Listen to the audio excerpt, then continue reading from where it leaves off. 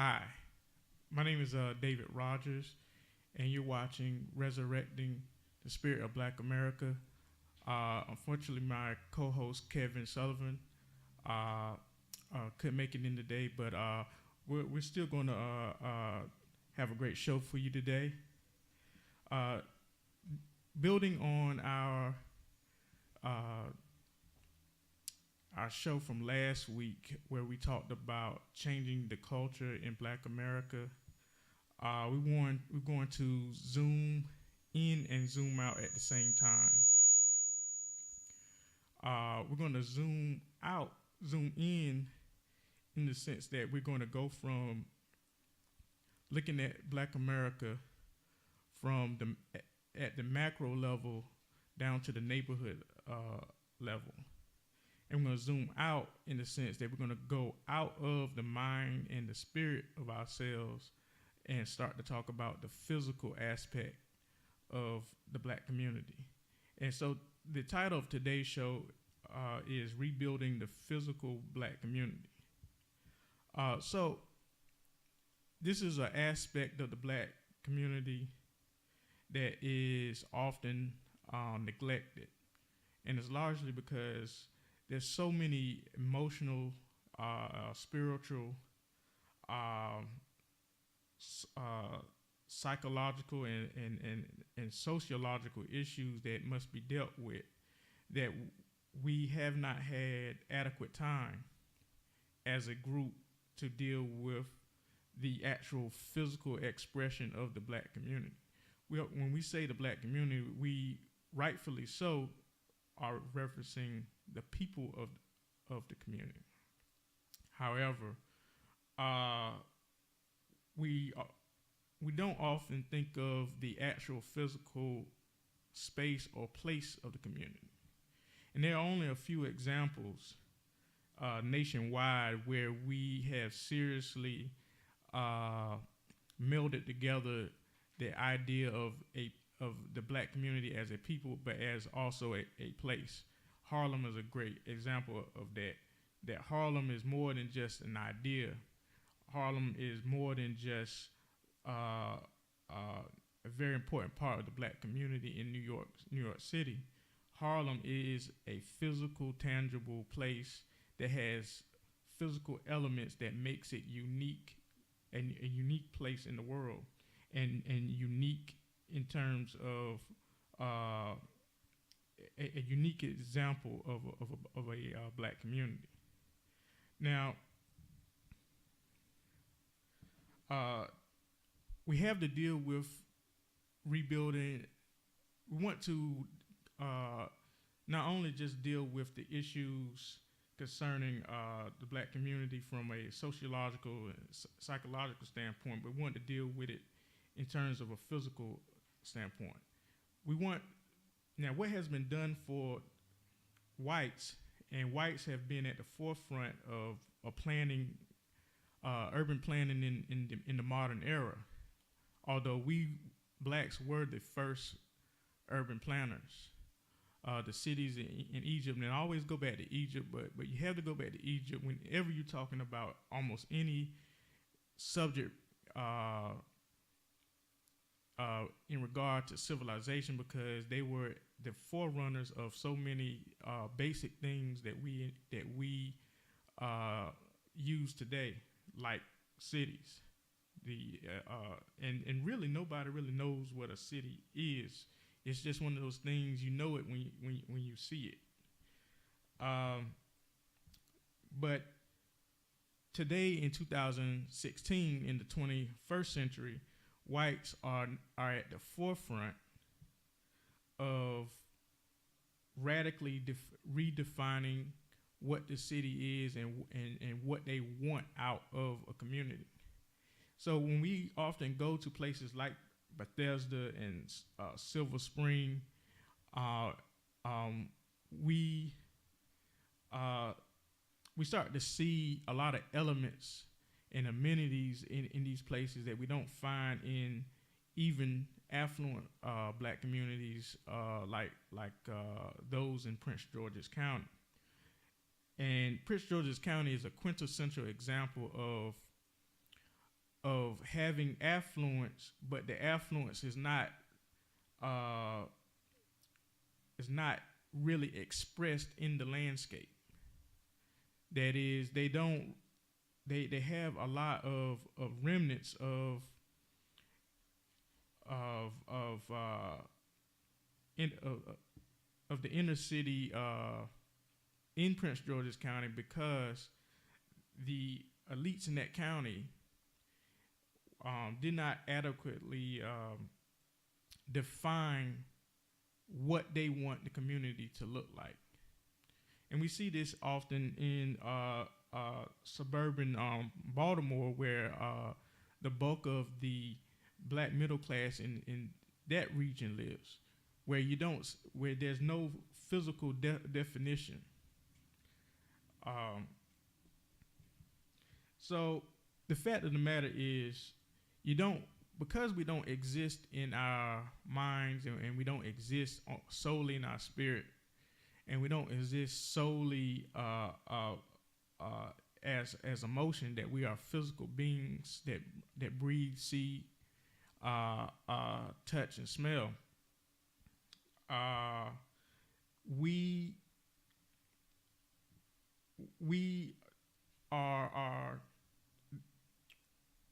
naturally have to interact with the world, and our surroundings. As a result, our surroundings are naturally an expression of who we are as a people, and there is a reciprocal relationship between our surroundings and ourselves and our surroundings. And the black community looks, even in affluent areas, are not as engaging as they should be, because we have copied the mistakes physically, from a physical standpoint, of Europeans. I give you an example. Prince George's County. Prince George's County consists of primarily subdivisions. Now, what's wrong with subdivisions? Well, there's nothing wrong with subdivisions if you don't want to feel anything, if you don't want any interaction with people, if you don't want to have a sense of place. If you want to live in a kind of a cocoon, if you will, to be totally separated from the world and have total control over what goes on without any regard to other people. Subdivisions are very, very good in that regard. But if you really want to know what it means to be a part of a community, then that physical model is not something that should be pursued. Instead, real, tangible communities are something that should be pursued, where you have actual grids, where you have gathering places, where we have farmers markets. Like the farmers market in Prince George's County is not even as good as the one right here in Baltimore City in Waverly. Why? Because you literally have to drive like 10, 20 miles out of the way to go to the farmer's market. And it doesn't quite have the same effect of fostering relationships between individuals in the same community. And this is something that we used to do inherently, but we've forgotten it because we never really asked the question in the first place. And this is what I'm trying to do as a planner, by training. So it's imperative that the physical black community instills pride, a sense of belonging, and a sense of community, safety, and abundance.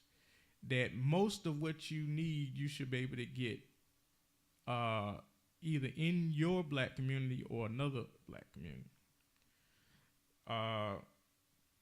Today, so I want to discuss some of the elements that the basic needs that should drive the design, the physical design of the black community. And number one is safety and stability.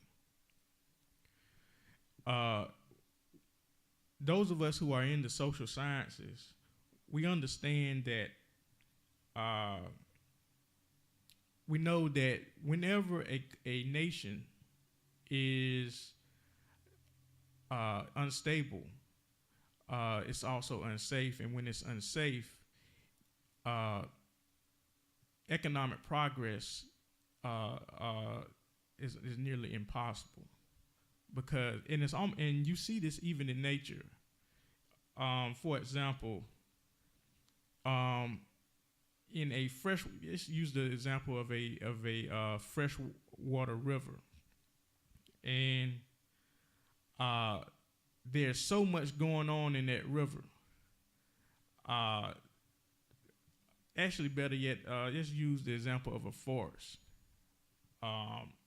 And actually, the forest is actually the ultimate city in the natural world. But let's use the example of a forest.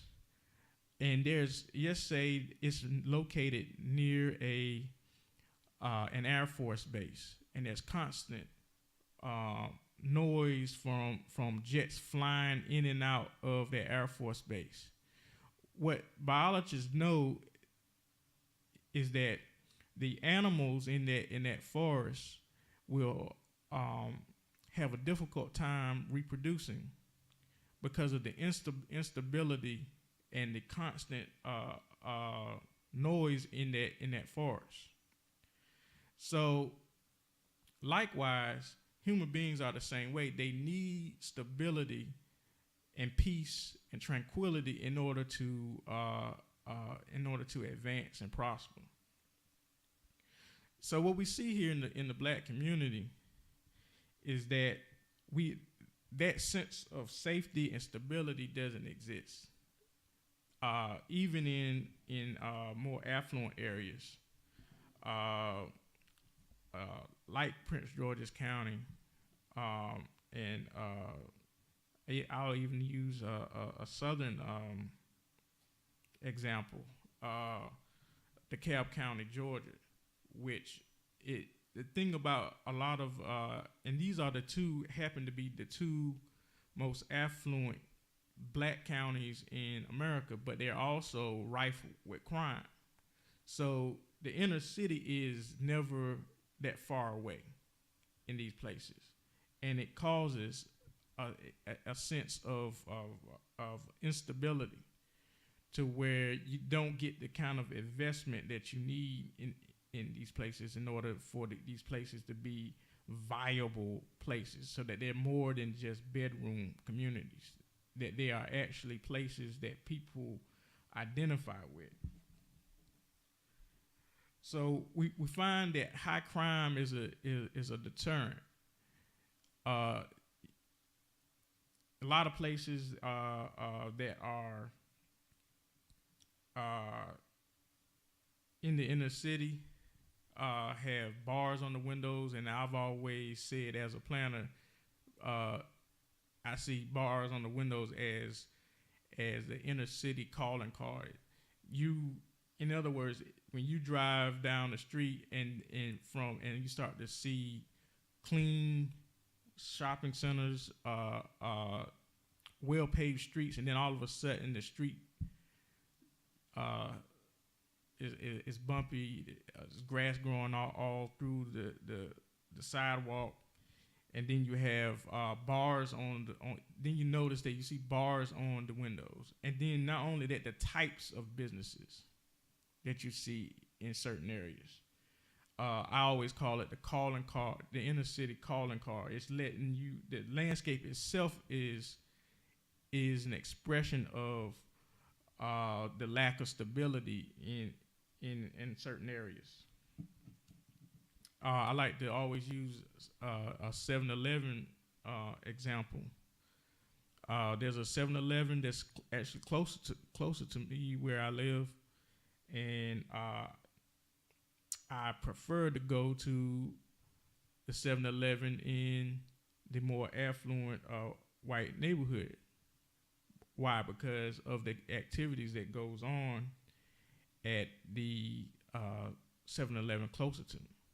Now, these are the rational decisions that people in our community make every day. And we kind of take it for granted that, well, I don't want to say we take it for granted, but we don't really see it as a serious matter, but it is very much a serious matter when you have to go outside of the community, your physical community, to get basics. It shows that the community is really not a community. It's not even really a neighborhood. It's just a collection of houses and a few businesses. And it's not really a living organism. It's almost like, not to be too melodramatic, but it's kind of like a corpse. You know that a person is, that this body looks like a person, but it's not, it's lifeless. And that's what the so-called black neighborhood has become in a lot of places. Totally disconnected. And which brings me to another point, and that is that communities must have amenities in order to be viable. That is, you have to have grocery stores, gas stations, places that you can get not only the things that you want, the things that you need, but a lot of the things that you want. Now, the black community in America is in a very unique unique situation where we literally can't get what we want or need.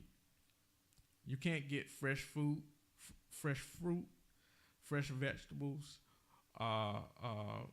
food that is not stale. In a video that Kevin and I did a while back when we were talking about food in the black community, I mentioned the concept of food deserts.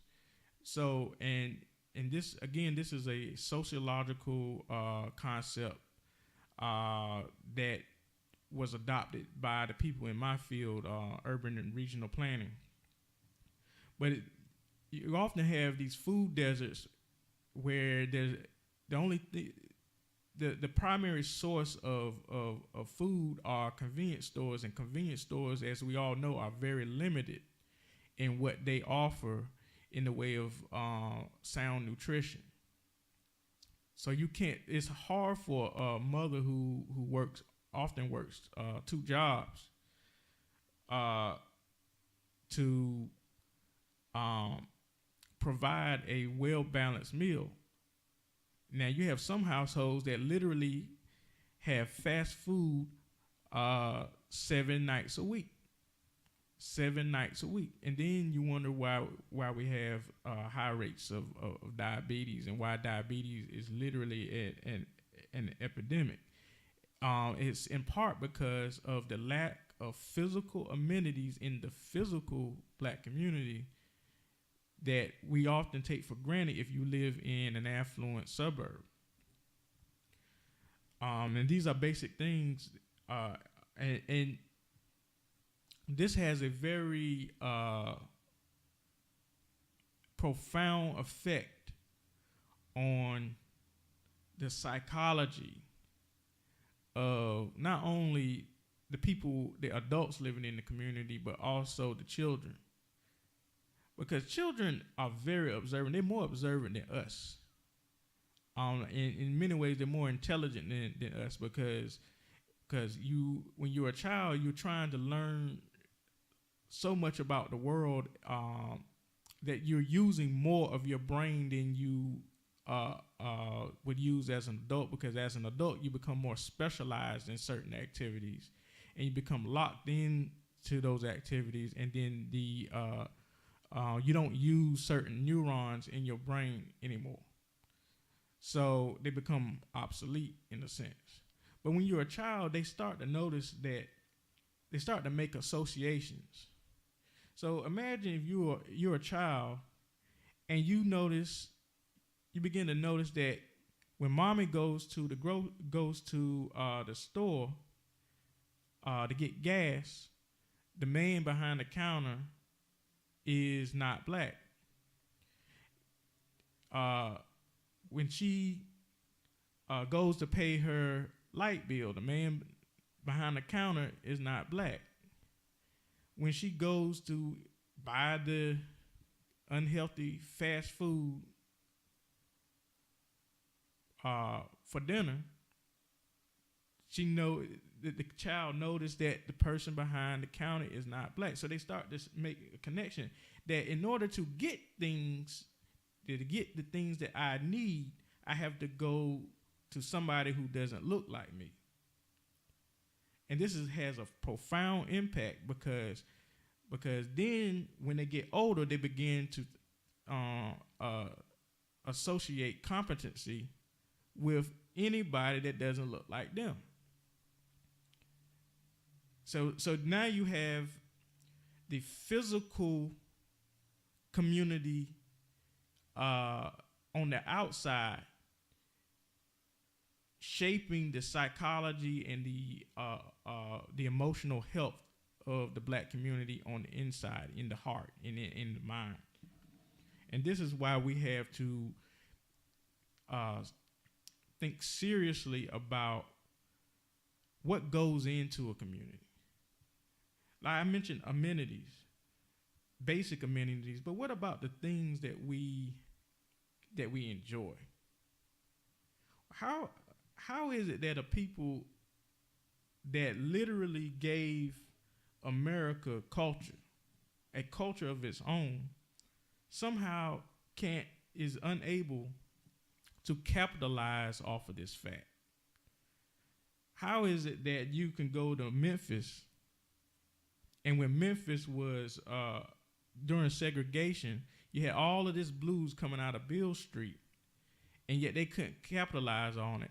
And now whites have come into Beale Street in Memphis, and they're literally making millions of dollars off of your culture. And blacks in Memphis are among the poorest urbanized blacks in this country, even compared to Baltimore City. So we have to do more than just, if we're going to be out here cranking out so much culture, so much music, and so many styles, why can't we bottle it up and make our communities the place that you go to be entertained, to get culture, get good food. A great example of a self-sustaining physical community, even more so than the white affluent communities, is Chinatown. And you see these Chinatowns replicated all over the country.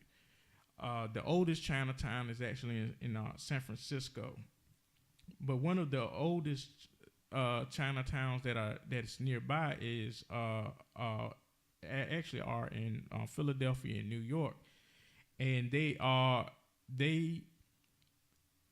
individuals, and I don't recommend that you become so insular that you're like the Chinese in these communities, but it does speak to a certain independence and self-sufficiency that they have, where they're capable of literally not venturing ever outside of that community.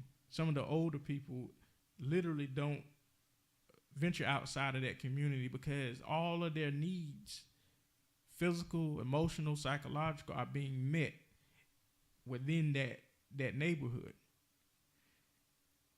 And we're always looking out to get things. We're looking, just to go enjoy some uh, uh, some good black jazz, which is our culture, we often have to go to clubs that are in white neighborhoods, owned by white people.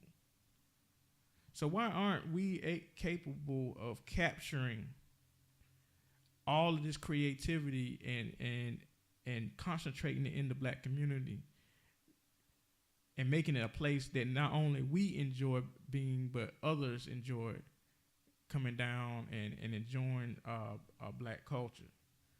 Where are our restaurants? You know, I drive down the street, I drive through Baltimore, and I see all of these chicken box places, these Chinese food stores, and physically they are unattractive. I've been to a lot of them. Food is good, but physically they're unattractive. Now, what does that do to you psychologically? To constantly see ugliness around you constantly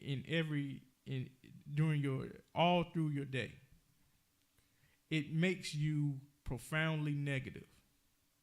So when we say, well, a lot of ghetto people have a bad attitude. A lot of our people have a bad attitude. Well, that's in part because we have not, and it's kind of ironic because we have so much influence on the culture aesthetically that we have neglected aesthetics as a major way to heal ourselves from our traumatic experience as a people. There is a philosopher, a German philosopher. I believe he was from the 18th. I believe he was an 18th century philosopher. His name is Johann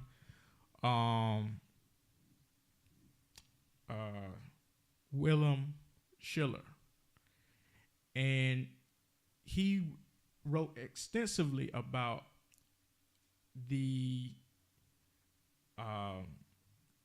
impact of aesthetics on the soul. And not only was it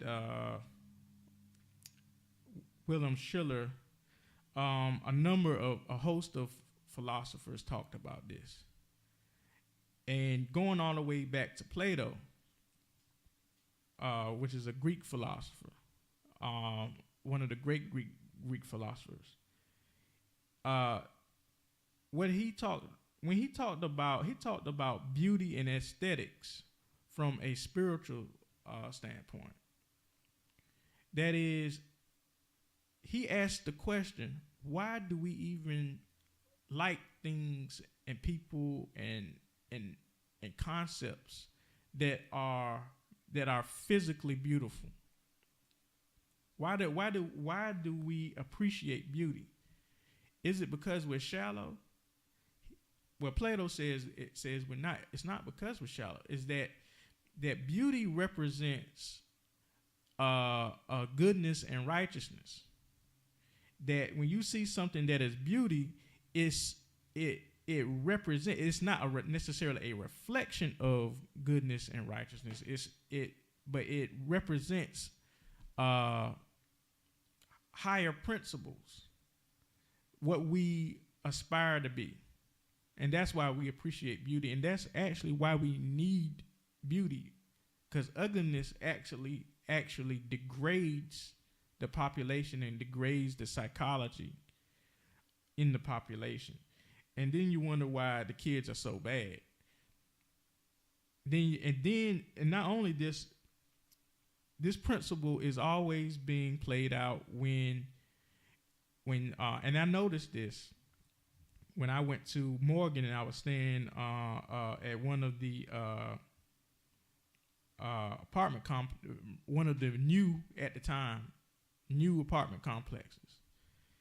Everything's state of the art, everything's clean, but you had a lot of people who came from inner city backgrounds who literally set out to destroy the property. uh, writing on things, graffiti, tearing up things. Now, you could just chalk it up. If you're not a thinking person, and if you're like a lot of these black conservatives who just don't care about their people anyway, they just chalk it up to, well, these are just blacks being blacks. No, it's actually deeper than that. Is it possible that you can be in an ugly environment for so long that you accept it as normalcy, and that when you go into a clean environment, a pristine environment where there is no ugliness, that you will set out to create it in order to feel normal? This is what I believe is going on. And there are places where they've built state-of-the-art schools, brand new schools, but because of the students with they have been traumatized by their inner city environment, because they attend that school, they manage to deface the school in a matter of a year. Now, this is not hyperbole. These are real examples where, and I know it seems like I'm going off topic, but I'm not. I'm trying to drive home the importance of having amenities and having beauty and having elements in your community that help you, that make you feel better about the place you live and better about the people around you and about yourself. And we see, and Malcolm X talked about this in one of his speeches, where how we often run away from other black people and move to a suburb, and then over time, as the white people move out, number of blacks fleeing other blacks come in, and then they create a whole nother ghetto there. And this is what Malcolm said. Okay, this is not this is not a Juan Williams on Fox News saying this. This is what Malcolm X said, and I agree with him. And you actually see this kind of thing. You see this right here in Maryland. Because we fail to deal with the problems in Southeast DC, blacks who can afford it move to Prince George's County in the early 70s. Now blacks were already in Prince George's County, because Prince George's County was a major center for growing tobacco and exporting tobacco, and they have had the blacks that were already there are descendants of slaves that worked on those tobacco plantations. So it was in the 70s, the county was already roughly about 40% black anyway. But in the 70s, because the black community was so dysfunctional in Washington, D.C., those who can afford it and moved out of Washington, D.C. into Prince George's County. And now, inside the Beltway, you have the same inner city conditions. So now there's another migration that's happening that really needs to be examined further. There's a movement of affluent blacks out of Prince George's County into now Charles County. So now Charles County is the new Prince George's County. Charles County is what Prince George's County was in the 1970s.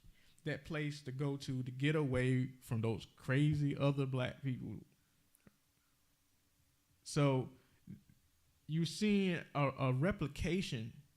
We think that we can just escape our problems and just move into a neighborhood, move into an area where you didn't build the infrastructure or anything. You just move in, and then because now if it was just you moving in, the middle class educated black person moving in, that would be one thing. But you know that the underclass, because there is no working class, the underclass is going to follow you into that area, and then you're going to start to see decline. Crime in Charles County is going up significantly since blacks have started moving out of Prince George's into Charles County, largely because you can't just move. If you're a middle class black person, you don't just move in isolation. We see a lot of situations where we will take on the responsibility of an out of control child within the family, or we'll bring the sister or brother or cousin that is not quite as fortunate as you, but they bring a lot of their pathologies with them when they come and live where you live. So I'm not saying that the problem is somehow the melanin in our skin activates something in our brain. That's not what happens. I'm saying that this, going back to my discussion last week about culture, that we have to change the culture in order to improve the black community. And I want to, I'm having to wrap it up, but I want to talk lastly about the sense of place in the black community. That there has to be a sense of place. That there has to be, back in the day, you knew you were in Harlem. You knew when you were in Harlem when you got there, or you knew that you were in Brownsville, which used to be a thriving black community in the South Side of Chicago, or Sweet Auburn in the eastern part of Atlanta, Georgia. You knew you were in these places because you saw streets teeming with stores, people walking up and down the street. You couldn't commit crimes in these streets at that time because someone would see you.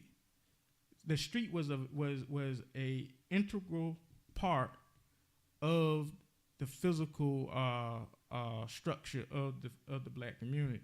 So we're actually doing that right. A lot of people complain about it, say, well, why are these people always hanging out in the street? No, this is a very good thing.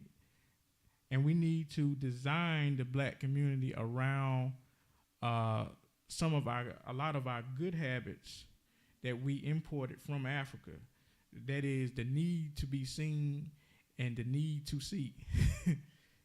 This is a very important drive in us, and that we can utilize that to build a viable, vibrant black community.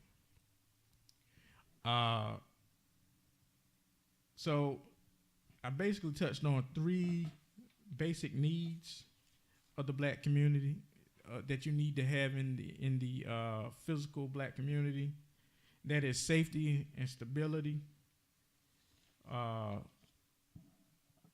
amenities, and we can get those amenities once we start to once we decide we're not going to that we will no longer live inside the box. That is, who cares if you're not Chinese? Okay, if you want to open up a Chinese restaurant and you're a black person from the inner city, do that. That's what everybody else does. Nobody cares whether or not the pizza place is owned by Indians. Nobody cares. So if you are a black entrepreneur, you need to not allow yourself to be restricted by what you think black people will buy from you. And I just touched upon the sense of place. There needs to be a clear balance between public and private space. And the public space needs to there's this concept in planning called defensible space, and we need to create space within the physical black community that we can defend as citizens, not as police officers, but as ordinary citizens. Even right now, in a lot of the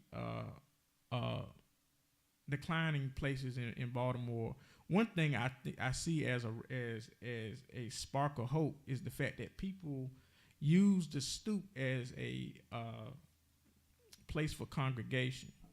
And this is good because now you got eyes on the street and they can see things and they can see what's going on. Now the missing element is that there has to be a vigilant sense that the community is ours and we must protect it.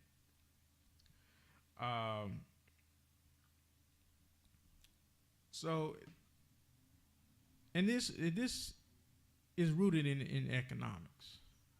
We have to have. You can't create these things without a source of capital. I understand that. So we need to not only start banks, but we need to